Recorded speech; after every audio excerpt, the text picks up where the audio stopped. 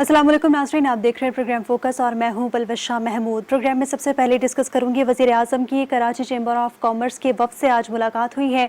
मुलाकात में जितने भी बिज़नेस कम्युनिटी के तहफ़्फ़ुज़ात हैं उनके हवाले से गुफ्तगू की गई और इस मुलाकात में वज़ीर आज़म की जानिब से यकीन दहानी कराई गई है कि तमाम मुश्किलात या तमाम जो जितनी भी प्रॉब्लम्स हैं, मसाइल हैं, उनकी यकीन दहानी करवाई गई है कि वो हल हो जाएंगे।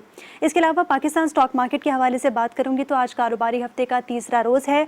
पाकिस्तान स्टॉक एक्सचेंज में आज तेज़ी का सिलसिला जारी रहा। पिछले कुछ रोज़ से भी पाकिस्तान स्टॉक मार्केट में काफ़ी पॉजिटिव रुझान देखा जा रहा है और आज भी जो पाकिस्तान स्टॉक मार्केट है वो बंद हुई है पॉजिटिव रुझान के साथ। इसके अलावा अगर करेंसी मार्केट के हवाले से बात करूँ तो पाकिस्तान में रुपए की कदर में मुसलसल गिरावट और डॉलर की कदर में बढ़ावट का सिलसिला जारी है। डॉलर की कदर मुसलसल बढ़ती जा रही है। वज़ीर आज़म या फिर हमारे जितने भी दीगर काबीना हैं वो डॉलर को कंट्रोल करने में नाकाम है। हुकूमत की जानिब से बारहा दावे किए गए थे कि डॉलर की कदर को कंट्रोल कर लिया जाएगा, लेकिन डॉलर की कदर में जो है वो मुसलसल तेज़ी का रुझान जारी है। डॉलर मुसलसल उठता चला जा रहा है, बढ़ता चला जा रहा है, लेकिन हुकूमत की जानिब से कंट्रोल में नहीं आ रहा। नाज़रीन, इसके अलावा एक बड़ी ख़बर है कि इंटरनेशनल न्यूज़ एजेंसी के मुताबिक पाकिस्तान से मुतालिक उन्होंने एक ख़बर शाया की है और वो ख़बर ये है कि एयरपोर्ट्स, सीपोर्ट्स और टेलीकॉम कंपनीज़ को फ़रोख्त करने पर पाकिस्तान गौर कर रहा है अपनी बैरूनी कर्ज़ों की वजह से। ये ख़बर शाया की गई है। इस ख़बर में किस हद तक सदाकत है हुकूमत की जानिब से तो ऐसा कोई भी ऐलान नहीं किया गया, ऐसा कोई भी बाज़ाब्ता तौर पे नोटिफिकेशन जारी नहीं किया गया। तो खैर मुल्की इंटरनेशनल न्यूज़ एजेंसी जो है उसने ये ख़बर क्यों शाया की, ये भी हम लोग आज प्रोग्राम में डिस्कस करेंगे। इसके अलावा नाज़रीन, पाकिस्तान राइस एक्सपोर्टर्स ने खुशखबरी सुना दी है। एक जानिब तो पाकिस्तान को बहुत सारे चैलेंजेस का सामना है, तो वहीं राइस एक्सपोर्टर्स की जानिब से खुशखबरी ये सुनाई गई है कि इंडिया का चावल बैन कर दिया गया है बहुत सारे मुल्कों में और अब पाकिस्तान को ये एक्सपोर्ट का हदफ मिलेगा। पाकिस्तान का चावल दूसरे ममालिक में एक्सपोर्ट होगा। क्या पाकिस्तान की एक्सपोर्ट से, इन चावलों के एक्सपोर्ट से पाकिस्तान का जो जितना भी एक्सपोर्ट का हदफ है उसके करीब या वो पूरा कर पाएंगे हम, ये भी प्रोग्राम में आज हम लोग डिस्कस करने वाले हैं। इसके अलावा नाज़रीन, एक और अहम ख़बर है और वो ये है कि रिसेंटली सरिये की कीमत में एक बड़ा इजाफा किया गया है। All iron steel merchants association ने सरिये की नई कीमतों का ऐलान कर दिया है और नई कीमतों के मुताबिक सरिया 2,70,000 रुपये फ़ी टन हो गया और सरिया 2,70,000 रुपये फ़ी टन था। आपको बताएं कि 10,000 रुपये का बड़ा इजाफा किया गया है और ये इजाफा पेट्रोल की बढ़ती हुई कीमतों की वजह से किया गया है। इसके अलावा मालियाती इदारों के मुल्की एक्सपोर्ट और इम्पोर्ट की आदाद शुमार जारी है और एक साल के दौरान पाकिस्तान की एक्सपोर्ट और इम्पोर्ट में वाज़ेह तौर पर कमी दिखाई दी है। कितनी कमी हुई है ये भी हम लोग आज प्रोग्राम में डिस्कस करने वाले हैं। नाज़रीन, जहाँ पे मैंने जिस तरह बात की कि पाकिस्तान को बहुत सारे दिगर मसाइल का सामना है, वहीं महंगाई एक बहुत बड़ा और बहुत नॉर्मल, बहुत आम चैलेंज है पाकिस्तान में।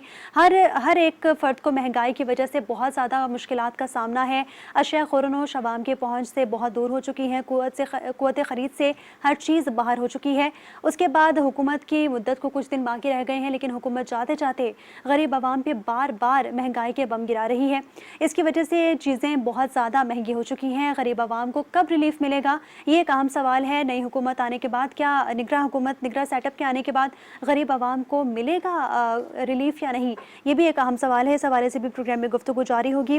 पेट्रोल महंगा होने से हवाई सफ़र भी महंगा हो चुका है। आपको इस हवाले से भी बताएं कि काफ़ी सारी एयरलाइंस ने अपने किरायों में इजाफा कर दिया है और ऑयल टैंकर्स कॉन्ट्रैक्टर्स एसोसिएशन ने भी किरायों में इजाफे का मुतालबा कर दिया है। क्या हुकूमत मुतहमिल है इजाफा करने में या नहीं, ये हम लोग प्रोग्राम में डिस्कस करेंगे। हमारे साथ स्टूडियोज़ में मौजूद हैं नुमाइंदा खुसूसी हमजा गिलानी। अस्सलाम वालेकुम हमजा। वालेकुम अस्सलाम। हमजा, सबसे पहले आपसे मैं वज़ीर आज़म की अहम मुलाकात के हवाले से जानना चाहूँगी। वज़ीर आज़म ने आज कराची चैम्बर ऑफ कॉमर्स के वफ़द से मुलाकात की है। इस मुलाकात में किस हवाले से गुफ्तगू की गई?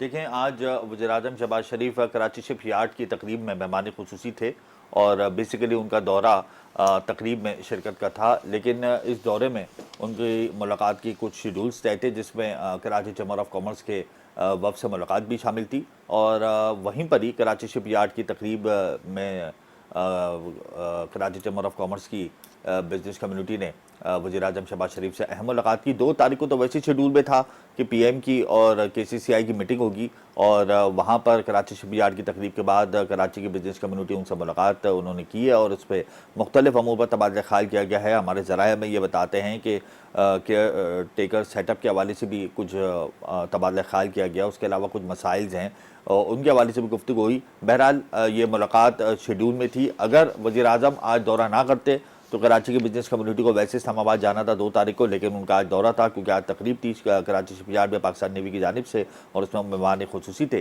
तो इस मौके का फ़ायदा उठाते हुए कराची चैम्बर ऑफ कॉमर्स के वफ़द ने वज़ीर-ए-आज़म से खुसूसी मुलाकात की है। ठीक। हमजा, करेंसी मार्केट के हवाले से अगर बात करें तो रुपए की कदर में मुसलसल गिरावट का सिलसिला जारी है। आज के दिन में करेंसी मार्केट में डॉलर की कदर में कितना इजाफा देखने में आया?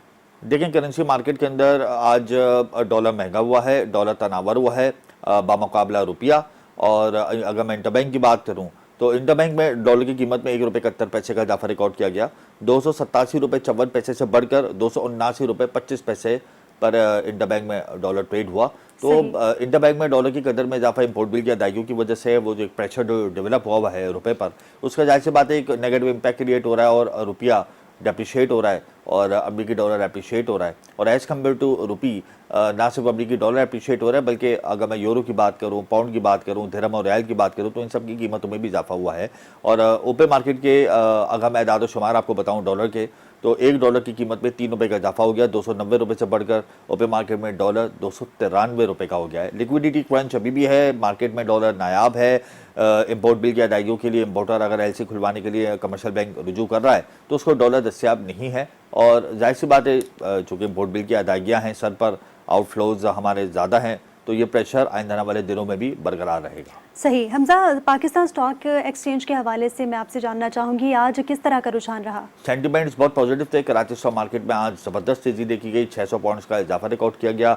सरमायाकारों की जानिब से ऑयल एंड गैस सेक्टर में नुमाया खरीदो फरोख्त हुई। रिफाइनरी सेक्टर की पॉलिसी के हवाले से ECC का इजलास भी आइंदा आने वाले दिनों में मुतवक्किल है, उसमें रिफाइनरी पॉलिसी डिस्कस की जाएगी, तो उसका एक गुड साइन है। और उसका ये जो साइन है इसको कैश किया सरमायाकारों ने। रिफाइनरी सेक्टर में सरमायाकारी की, ऑयल एंड गैस सेक्टर में सरमायाकारी की। उसके अलावा अगर मैं बात करूँ 100 इंडेक्स की, तो 100 इंडेक्स की क्लोजिंग 534 पॉइंट के साथ हुई। 48,708 पर 100 इंडेक्स क्लोज हुआ है और आज के दिन हाई 100 इंडेक्स 48,850 पर आए। तो कराची स्टॉक मार्केट के सेंटिमेंट्स आज बेहतर रहे। ग्रीन जोन में आगाज़ हुआ, ग्रीन जोन में अख्तिताम हुआ। जाहिर सी बात है कुछ कंपनीज़ के IPOs आ रहे हैं, फिर बायबैक्स भी देखे जा रहे हैं कंपनीज़ की जानिब से, फिर अनाउंसमेंट्स बहुत अच्छी हैं बैंकिंग सेक्टर में। बैंकिंग सेक्टर के ऊपर हमने देखा कि फ्लो रहा है सरमायाकारों का, इन्वेस्टर्स का फ्लो देखा गया। ओवरऑल अगर मैं बात करूं तो तकरीबन 50 मिलियन का कारोबार हुआ आज। वॉल्यूम लीडर बैंकिंग सेक्टर था, वॉल्यूम लीडर रिफाइनरी सेक्टर भी आप कह सकते हैं। उसके अलावा 193 कंपनीज ऐसी हैं जो हमारी पॉजिटिव जोन में यानी उनके शेयर्स में ज़्यादा इजाफा देखा गया। 126 कंपनीज ऐसी हैं जो हमने रेड स्केल पे देखी। तो कम्प्लीटली कराची स्टॉक मार्केट गुज़िश्ता कई दिनों पे जो पॉजिटिव स्केल में रही है, तो कम्प्लीटली आज भी पॉजिटिव स्केल पे रही। और जिसकी बुनियादी वजह यह है कि हम IMF की तमाम शराइत मान रहे हैं, इसको पॉजिटिव लिया जा रहा है इन्वेस्टर्स की जानिब से। लेटर ऑफ इंटेंट में जो शराइत हमने IMF की मानी थी उसके ऊपर अमल किया जा रहा है। जैसे कि आपने देखा कि पेट्रोलियम प्राइसेस बढ़ाई गई, गैस की प्राइसेस बढ़ाई गई, ये तमाम चीज़ें हैं जो IMF की मानी जा रही है और इसको पॉजिटिव ले रही है मार्केट। और इसी की वजह से कराची स्टॉक मार्केट में आज 100 इंडेक्स 48,800 पॉइंट्स के नफसातियत पे ट्रेड हुआ। 2 साल के बाद ये सतह दोबारा कायम हुई और इस साल ये ऑल टाइम हाई है। ठीक है, इस साल ये सतह ऑल टाइम हाई है। हमजा, एक जानिब तो पाकिस्तान एक्सपोर्ट अपना जो एक्सपोर्ट का हदफ था वो मुकम्मल नहीं कर सका इस साल। दूसरी जानिब एक अहम खबर सामने आई है, अच्छी खबर है कि पाकिस्तान का चावल अब दीगर ममालिक में एक्सपोर्ट होगा क्योंकि इंडिया के चावल को जो है वो बैन कर दिया गया है। इंडिया के चावल पे पाबंदी लगा दी गई है। इस हवाले से आपके पास क्या अपडेट्स हैं? देखिए, इंडिया का चावल है नॉन बासमती चावल, जिसके ऊपर पाबंदी आयद की गई है। पाकिस्तान का जो नॉन बासमती चावल है इसकी demand all over the world बहुत ज़्यादा है। अगर मैं बात करूं पाकिस्तान के नॉन बासमती चावल की, तो उसकी डिमांड अमेरिका में बहुत है, यूरोप में बहुत है, अफ्रीका में है, चाइना में है।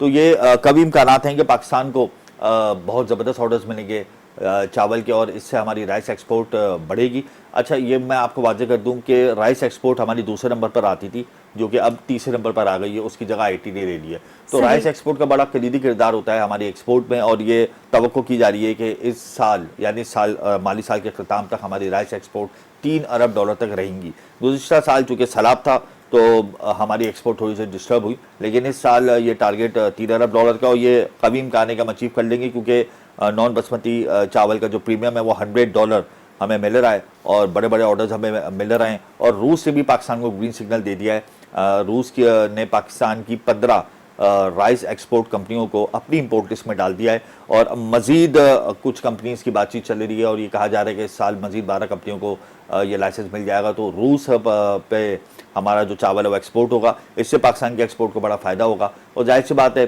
पाकिस्तान का बड़ा अहम जोज़ है चावल एक्सपोर्ट के मामले में, और अगर राइस एक्सपोर्ट बढ़ती है तो उससे जाहिर सी बात है मुल्क की मईशत को, ज़र मुबादले के ज़खायर को तक़वीत मिलेगी। सही।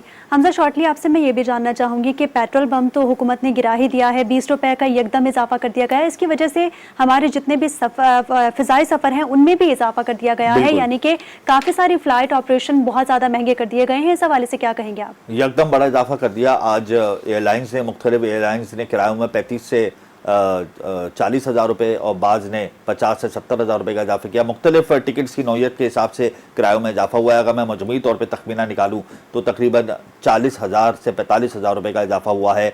PIA हो, एयरसेल हो, फ्लाई जिना हो, तमाम कमर्शियल एयरलाइंस हैं, और उन्होंने किरायों में इजाफा किया। इससे लोगों को शदीद मुश्किलात है, क्योंकि समर वेकेशन है, एंडिंग है, और लोगों का बड़ा तांता बंधा हुआ है हवाई सफ़र के लिए, और टिकट्स एकदम महंगे हो गए, क्योंकि जाहिर सी बात है फी लीटर पेट्रोल की कीमत में हुकूमत ने ₹20 का इजाफा किया। बिल्कुल नाज़रीन, प्रोग्राम में दीगर टॉपिक्स भी ज़ेर बहस आएंगे, लेकिन यहाँ वक्त हुआ है एक ब्रेक का। हमारे साथ रहिए।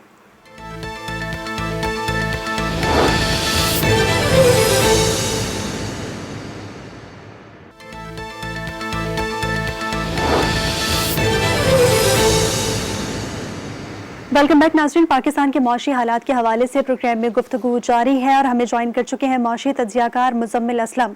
बहुत शुक्रिया मुज़म्मिल साहब आपके कीमती वक्त का। आपसे मैं ये जानना चाहूँगी कि हुकूमत का वक्त ख़त्म होने को है, कुछ दिन के मेहमान हैं हुकूमत, और ऐसे में ही अवाम पे यके बाद दीगरे बहुत ज़्यादा महंगाई के बम गिराए जा रहे हैं। इस हवाले से आप क्या कहेंगे? महंगाई के बम भी गिराए जा रहे हैं। कौमी असेंबली में बिलों के बम जो है फैक्ट्री भी लगा दी हुई है। बिल्कुल। कल और आज मिला के 53 बिल पास हुए हैं, और जितने बिल थे और उसके जो है ना हिसाब से इतने तो लोग भी नहीं थे ऐवान में। 10 से 12 लोग ऐवान में मौजूद थे। तो बहरहाल बहुत जल्दबाजी में है। अभी साहबदार साहब जो है असेंबली में खड़े हुए बता रहे थे कि पाकिस्तान के पास बहुत असासे हैं बेचने के लिए, मुश्किल वक्त में असासे ही काम आते हैं। तो असासे बेचने की भी बहुत जल्दी है। तो मतलब एक तरफ आवाम पे जो है बोझ लादा जा रहा है, और वो बोझ इसलिए लादा जा रहा है कि हुकूमत नहीं है और अपने अखराजात कम करने के लिए तैयार नहीं है। तरक्याती अखराजात MPA MNAs को दिए जा रहे हैं। रोज़ाना शहबाज शरीफ साहब एक नया प्रोजेक्ट जो है उसका इफ्तिताह कर देते हैं। मेरे ख्याल से पिछले 10-15 दिनों में इन्होंने 2050 तक के तमाम प्रोग्राम जो पाकिस्तान में जो है ना लगने उसका इफ्तिताह कर दिया हुआ है जी। तो ये सूरत हाल है इस वक्त। ये तो मतलब ना काबू में आने वाली सूरत हाल है। जो आगे आएगा वो भी जो है सब पकड़ के बैठ जाएगा कि किन अनाड़ियों के हाथ में या किन लालची शख्स ये लोगों के हाथ में मुल्क दे गए थे। अच्छा मुजम्मिल साहब, आज एक खबर शाया हुई है इंटरनेशनल न्यूज़ एजेंसी की जानिब से। मिडिल ईस्ट आई ने अपनी फोरम पे एक खबर शाया कर दी, बड़ी खबर शाया कर दी। उन्होंने उनका कहना है कि पाकिस्तान बैरूनी कर्ज़ों की वजह से अपने एयरपोर्ट्स, अपने सी पोर्ट्स और अपनी टेलीकॉम कंपनी जो है वो बेचने का ख्वाहिशमंद है, और इस हवाले से UAE, कतर और सऊदी अरब की जो टीमें हैं वो काफ़ी मुतारिक हो गई हैं। तो इस हवाले से आप क्या कहते हैं? अब तो इंटरनेशनल न्यूज़ एजेंसीज भी खबरें शाया करने लगी हैं। हाँ जी, बिल्कुल ऐसा ही है। जैसे मैंने अभी आपसे अभी थोड़ी देर पहले बोला कि साहबदार साहब सेनेट में खड़े हुए यही फरमा रहे हैं कि पाकिस्तान के पास बहुत सारे असासे हैं, और जो है और भी एक मुल्क का किसी का नाम ले रहे थे, तो वो सॉवरेन वेल्थ फंड हमने बना दिया है। तो अभी फिलहाल हम पार्क कर रहे हैं, उन्होंने वर्ड यूज किया पार्क कर रहे हैं, बेच नहीं रहे, यानी कि गिरवी रखवाने की बात कर रहे हैं वो। सही। और वो जो है जो दोस्त ममालिक हैं उन्हीं से जो है कोई बातचीत हो रही है, एयर हो रही है। तेल एंड गैस की, ऑयल एंड गैस की जो कंपनी है हमारी, OGDC, PPL, फिर हमारी जो एक ऑयल मार्केटिंग कंपनी है PSO, इस तरह फिर अभी वो गैस पाइपलाइन की बात करें कि दुनिया की सबसे बड़ी गैस पाइपलाइन है, हमारे में बहुत सारे असासे हैं। तो अल्लाह खैर करे वो क्या करने जा रहे हैं इन असासों के साथ। मुश्किल से एक हफ्ता नहीं रह गया उनकी हुकूमत में, और जो है वो कौम के फैसले से एक हफ्ते में, जिनकी मैंडेट एक हफ्ते की भी नहीं रह गई, वो करने जा रहे हैं अगले कई 75 साल की मेहनत से जो चीजें बनाई हुई थी उनको जो एक हफ्ते में कोई उनका जो है सिया पाशा करने जा रहे हैं। अच्छा मुजम्मिल साहब, ये बताएं कि बड़े बड़े मंसूबों का इफ्तिताह हो गया, लेकिन पाक ईरान गैस पाइपलाइन मंसूबा बिल्कुल साइडलाइन हुआ है। वो भी तो एक हमारा अहम मंसूबा है और बहुत करीब है। ईरान से हम बड़ी आसानी से गैस पाइपलाइन ले सकते हैं। तो आप क्या समझते हैं, इन्होंने क्यों इसको नज़रअंदाज किया होगा? नहीं, वो ईरान वाले तो कहते हैं कि हम पाकिस्तान के बॉर्डर तक पाइपलाइन भी खींच के ले आए हैं, हमको जो है यहाँ से गैस कनेक्ट करनी है। वजह आपके सामने ही है। अगर हम ये करने जाते हैं तो ईरान कुछ पाबंदियों में है, अमेरिका और वेस्ट को जो है अच्छा नहीं लगेगा, हम पे कुछ दबाव आ जाएगा। आपको याद होगा कि जब रशिया वॉर हुई थी तो सिर्फ ना वोट देने पे क्या कुछ हुआ इस मुल्क के साथ। तो वजह यही है, और क्या है, वरना तो हमारे जो है वजीर और वजीर आजम वगैरह अगर कोई ऐसी तरक्याती स्कीम आए तो उसको तो छोड़ते नहीं है, फौरन उस पर लपक पड़ते हैं कि जी इसको करना है। तो क्योंकि सबके मफाद होते हैं उसमें, लेकिन ये कि मफाद होने के बावजूद भी जो है इसको नहीं कर पा रहे, तो मतलब यही है कि थोड़ी सी रेजिस्टेंस होगी अमेरिका वगैरह से, वरना तो कोई वजह नहीं बनती। अच्छा मुजम्मिल साहब, कुछ दिन पहले हमने देखा कि शहबाज जैदी ने प्रोग्राम में काफ़ी तनकीद की और कहा कि पॉलिसीज़ बेहतर नहीं थी, मुझे टैक्स लगाने नहीं दिया जाता था। गुज़िश्ता दौर हुकूमत में मैंने टैक्स लगाने की बड़ी कोशिशें की तो मुझे फ़ोन आ जाते थे। फिर उनकी इस बात को कंडेम किया हमारे ही प्रोग्राम में वज़ीर मुमलिकत अशफाक तौला ने कि नहीं ऐसा नहीं है। तो आप इस हवाले से क्या कहते हैं? उन्होंने खुद भी कल वसीम बदामी के प्रोग्राम में बैठे हुए थे, उसके बाद 2-3 प्रोग्राम कर चुके हैं, वो अपनी वजाहतें अब खुद देना शुरू हो गए। तो आप उनके अगर प्रोग्राम चला लें, कल रात को उन्होंने वसीम बदामी में दिया है, इससे 1-2 दिन पहले एक और चैनल में भी दिया था उन्होंने। तो वो काफी हद तक वो वजाहत कर चुके हैं कि मेरा कहने का मकसद ये था कि अगर यूं नहीं हुआ तो वो होगा। और आज सवाल बात यह कि देखें, जब भी टैक्स लगता है ना तो सामने से रद्द अमल आता है, तो वो फोन भी करते हैं, वो मिनिस्ट्री ऑफ फाइनेंस के दफ्तर में भी जाते हैं, FBR में भी जाते हैं। जब FBR ज्यादती कर रही होती है तब भी जाते हैं लोग कि जी ज्यादती कर रही है, नोटिस भेज रही है, ज्यादा टैक्स ले रही है, हरास कर रही है। तो वो कोई शब्बर जैदी साहब के साथ अनोखा काम तो नहीं हुआ था। वो उनसे जो मिलने आया कि ये मेरे से मिलने क्यों आया, मतलब आप जिस पोजीशन में बैठे तो आपसे नहीं तो फरिश्तों से मिलेगा कोई बिल्कुल। आपकी जाके। आप उनके मसले को हल करें।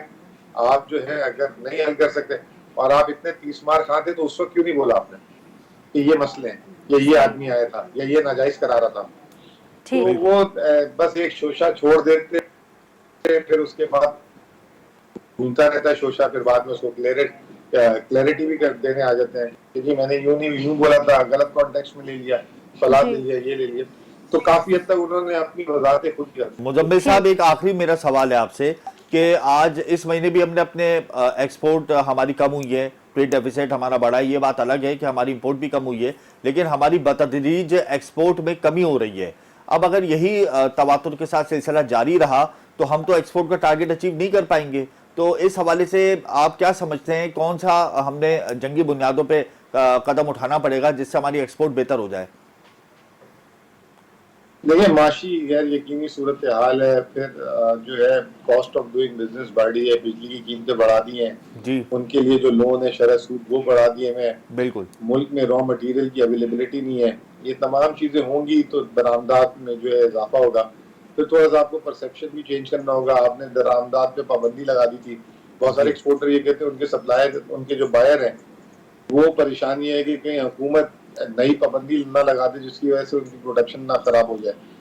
तो ये तमाम चीजें हालात हैं। हालांकि पाकिस्तान के लिए एक अच्छा मौका भी, इंडिया ने भी चावल पे जो एक्सपोर्ट पे बैन लगाया, वहां पे हम कैश कर सकते हैं। बिल्कुल। अच्छी खासी मशीनरी टेक्सटाइल वालों ने मंगाई है, अगर उनको हम थोड़ा सा पुश दें तो हमारी एक्सपोर्ट जो है ये तो इन्होंने 32 अरब डॉलर से जो है सीधा 27 अरब डॉलर पे लिया है।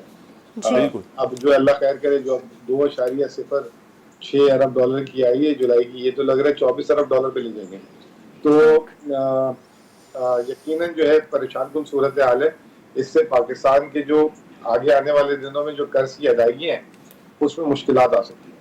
सही ठीक। मुजम्मिल साहब। बहुत शुक्रिया मुजम्मिल असलम साहब, माशी तज्जियाकार हमारे साथ मौजूद थे और पाकिस्तान के मुआशी हालात पे गुफ्तगू का सिलसिला जारी है।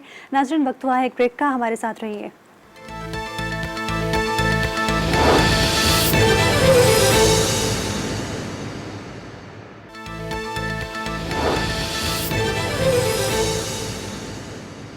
बैक नाज़रीन, पाकिस्तान के मौशूद सूरत हाल के हवाले से गुफ्तगू का सिलसिला जारी है प्रोग्राम में। और महंगाई का तूफ़ान बहुत ज़्यादा बढ़ चुका है पाकिस्तान में। बाज़ारों में कारोबार शदीद मुतासर हो चुका है। ताजिर हजरात बारहा हुकूमत से ये मुतालबात करते नज़र आते हैं कि उनके जितने भी मसाइल हैं उनको सुना जाए, उनको हल किया जाए, लेकिन हुकूमत की जानिब से ताहाल कोई खातिर ख्वाह इंतजाम नहीं किए गए। हमें ज्वाइन कर चुके हैं अतीक मीर साहब, सदर ऑल कराची ताजिर इत्तेहाद हैं, और इस्माइल लालपुरिया साहब, तर्जुमान हैं अंजुमन ताजिरान सिंध। इस्माइल साहब, आपकी जानिब आना चाहूँगी। सबसे पहले आपसे मैं ये जानना चाहूँगी कि कौन से आप लोगों के मुतालबात हैं हुकूमत की जानिब से जिनको नज़रअंदाज किया जा रहा है, कौन से मसाइल हैं जिसकी वजह से कारोबार ठप होने के दहाने पे आ चुका है? देखिए, हमारा मुतालबा गवर्नमेंट से तो ये है कि जो ये बाहर से जो अभी ऑयल लेकर आए ये रूस से, जिसके लिए बड़ा शोर मचाया गया कि जी रेट कम हो जाएंगे, लेकिन यहाँ तो रेट बढ़ गए। तो हमारा मुतालबा है कि आइंदा कोई चीज रूस से ना लाई जाए। इस तरह ये अभी कह रहे हैं कि गंदुम हम ला रहे हैं, तो फिर वही आटे के भी दाम बढ़ जाएंगे, गंदुम के दाम बढ़ जाएंगे। तो पाकिस्तान के अंदर ही वो चीजें इतनी, हमारे यहाँ पेट्रोल निकल सकता है, क्यों पेट्रोल नहीं निकाला जाता? इतनी मादनियात है पाकिस्तान के अंदर में, क्यों पाकिस्तान के अंदर में ड्रिलिंग वगैरह नहीं की जाती? ये पाकिस्तान की चीजें पाकिस्तान में निकालें ताकि हमें कोई रेट कम हो, ताकि हम कारोबार कर सकें सुकून से। हर 15 दिन बाद जो है वो पेट्रोल के दाम बढ़ जाते हैं, ज्यादा महंगी होती चली जा रही है और दिन ब दिन कारोबार जो है वो डाउन होता चला जा रहा है। इस्माइल साहब, एकदम से पेट्रोल 20 रुपये महंगा कर दिया और उससे पहले बिजली महंगी हुई, उसके बाद फिर हम देख रहे हैं कि LPG महंगी कर दी। तो ये इतनी सारी चीज़ें जब एक साथ महंगी होंगी तो कराची भी तो वैसे कारोबार नहीं है। तो आप क्या समझते हैं कि आइंदा वाले दिनों में कराची में बिजनेस की जो शरह है, ट्रेडिंग की जो शरह है, वो कहाँ पे जाके रुकेगी? देखिए, रमजान का सीजन भी बिल्कुल ही खराब गया, का सीजन भी खराब गया, और अब भी जो है अगर गवर्नमेंट सिर्फ एक काम कर ले जो तारीख पूरे पाकिस्तान की आवाम पे जो है वो मेहरबानी कर दे कि जितने भी इनके गवर्नमेंट एम्प्लॉइज पे इलेक्ट्रिक और पेट्रोल फ्री है वो खत्म कर देना, उसकी सब्सिडी खत्म कर दी जाए कि तमाम वो लोग भी पैसों से पेट्रोल खरीदें, तो ऑटोमेटिकली इलेक्ट्रिसिटी भी सस्ती हो जाएगी और पेट्रोल भी सस्ता हो जाएगा और पाकिस्तान में कारोबारी शरह जो है वो ज्यादा अच्छी हो जाएगी। अतीक साहब, मैं आपकी जानिब आऊंगा। गुजारा तो बड़ा मुश्किल हो गया है, एक आम आदमी शदीद परेशान है, तिजारती मराकज़ भी सन्नाटे का मंजर पेश कर रहे हैं। अभी पेट्रोल की कीमत में इजाफा कर दिया, अभी कुछ दिनों के बाद फिर किसी कीमत में इजाफा हो जाएगा। कहाँ पे स्टैंड कर रहे हैं हम लोग? देखिए, इसमें जो सबसे ज्यादा तकलीफ देह सूरत हाल है वो ये कि आमदनी या तो एक जगह पे मुंजमद है या कम हो चुकी, लेकिन अखराजात रोजाना की बुनियाद पर बढ़ रहे हैं।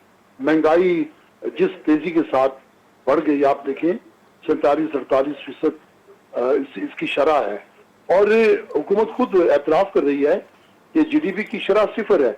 यानी समझे कि एक शजर जिसमें अब पत्ते झड़ रहे हों और उससे क्या तवक्को करेंगे कि आप मजीद को फल या फूल या पत्ते उससे हासिल करें। इसलिए मैं समझता हूँ कि इस वक्त हम 0 पॉइंट पे खड़े हैं और दिन ब दिन बढ़ते हुए मसाइल, हुकूमत कुछ नहीं जानती कि उसके इक़दामात का अवाम पर और ताजिरों पर क्या असर पड़ रहा है। देखिए, पेट्रोल, गैस और बिजली की कीमतों के बढ़ने के बाद कौन सी ऐसी चीज, यानी जिसे कहते हैं कोई शहर रह तो नहीं गई जिसकी कीमत ना बढ़ी हो, सिवाय लोग कहते थे कि शायद मरना आसान हो, मरने वालों को भी कब्र 1-1 लाख रुपए में पड़ती है। बिल्कुल। तो आदमी जिंदा रहे तो किस तरह रहे, मर जाए तो फिर क्या हाल। तो मैं समझता हूँ मौजूदा हुकूमत को ये इस तरह से महंगाई मुसल्लत कर रही है जिस तरह कोई दुश्मन की फौज मकबूजा इलाके खाली करते हुए सामान निकालती है और वो उस इलाके से कीमती अशिया उठा के ले जाती है। मीर ये साहब कुछ जाते जाते मीर साहब PDM की हुकूमत- अभी पेट्रोल पे 20 रुपए फी लीटर का तकरीबन इजाफा किया, उसके बाद एलपीजी की कीमतों में भी इजाफा कर दिया, यानी ट्रांसपोर्टेशन इतनी महंगी हो जाएगी कि एक जगह से दूसरी जगह सामान की तरसील जब इतनी महंगी होगी, कॉस्ट ऑफ डूइंग बिजनेस महंगा हो जाएगा, तो आप क्या समझते हैं कि कीमतों पे कितना फर्क पड़ेगा, एक आम सारिफ के लिए चीजें कितनी महंगी हो जाएंगी आने वाले दिनों में? देखिए इस वक्त सूरत हाल ये कि बेशतर लोग, जिस तरह हम कहते हैं ना कि खते गुर्बत से नीचे जिंदगी गुजारने वालों की हमारे मुल्क में 40% से ज्यादा तादाद है, तो मुतवसत तबका गुर्बत और गरीब तबका वो खते गुर्बत से नीचे आ गया।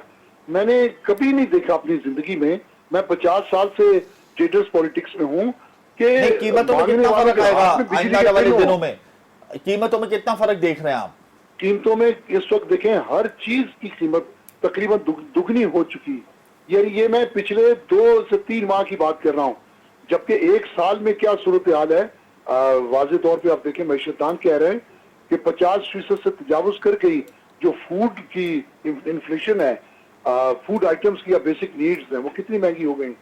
तो एक मैं मतवसत तबका या मतवसत एक अंदाजे के मुताबिक हमारा कारोबार, हमारे कराची में जो कारोबारी शरह वो कितनी नीचे आई है, कितना नुकसान हुआ है, जल्दी से मुझे एक अंदाजा बता दें।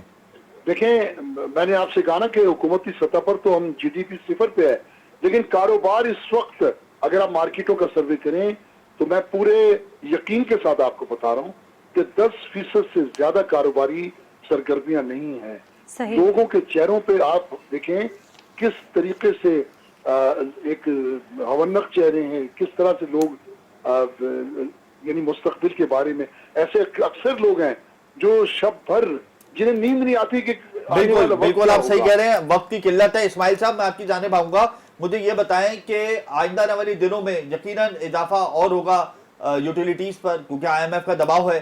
तो आप क्या समझते हैं, जब पेट्रोल इतना महंगा हो गया, गैस LPG इतनी महंगी हो गई, बिजली के नर्क इतने महंगे हो गए, आइंदा आने वाले दिनों में इसमें मजीद इजाफा हो जाएगा, तो हम लोग कहाँ पे स्टैंड करेंगे? हमारी ट्रेड बॉडी कहाँ पे स्टैंड करेगी? ट्रेड बॉडी के लिए बड़ी परेशानी है। और अब ये जो पेट्रोल का फ्लैक्सेशन आया उससे 7% जो है वो रेट ऑटोमेटिक बढ़ जाएगी, क्योंकि ट्रांसपोर्टेशन है, फिर इलेक्ट्रिसिटी है, अपने लोगों के अखराजात हैं, माल वगैरह का जो है, उससे 6 से 7% जो है वो सिर्फ एक के अंदर में फर्क हो जाएगा। तो अब वो जो लोग बेचारे इंक्वायरियां करके गए हुए हैं, जिनके बजट बनाते हैं, जो बीसीआं डालते हैं, वो किस तरह से ये खरीदारी कर सकेंगे? इसलिए बहुत ज्यादा डिस्टर्ब है। गवर्नमेंट को चाहिए कि कोई ना कोई रिलीफ इस तरह का दे कि जो आम सारिफ है कोई रिलीफ नहीं मिलेगा आप लोगों को, कोई जी? रिलीफ नहीं मिलेगा। IMF ने कह दिया कि हमें टैक्स जमा करके दें, कोई रिलीफ नहीं मिलेगा आपको। देखिए IMF से हम रिक्वेस्ट करते हैं, ट्रेडर्स रिक्वेस्ट करते हैं कि IMF एक शीट डाल दे कि गवर्नमेंट एम्प्लॉइज जितने भी जो मरात ले रहे हैं खत्म की जाए। अब भले पब्लिक को मरात ना दे, आप सिर्फ गवर्नमेंट एम्प्लॉइज की मरात खत्म करवा दे, IMF ऑटोमेटिकली तमाम चीजों की जो प्राइसेस है वो कंट्रोल पर आ जाएंगी, क्योंकि बहुत इसराफ हो रहा है। अब आप पेट्रोल देखें, उनके किराए देखें, उनके इलेक्ट्रिक बिल देखें, सब फ्री में है उनके पास। बिल्कुल, तो उस पे कंट्रोल वो कर लें सिर्फ। ठीक है, बहुत शुक्रिया आपका अतीक मीर साहब, सदर ऑल कराची ताजिर इत्तेहाद, और इस्माइल लालपुरिया साहब हमारे साथ मौजूद थे, तर्जुमान हैं अंजुमन ताजिरान सिंध। आप दोनों के कीमती वक्त का बहुत शुक्रिया। नाज़रीन, प्रोग्राम का वक्त ख़त्म हुआ, मुझे और हमजा गिलानी को इजाज़त दीजिए। अल्लाह हाफ़िज़।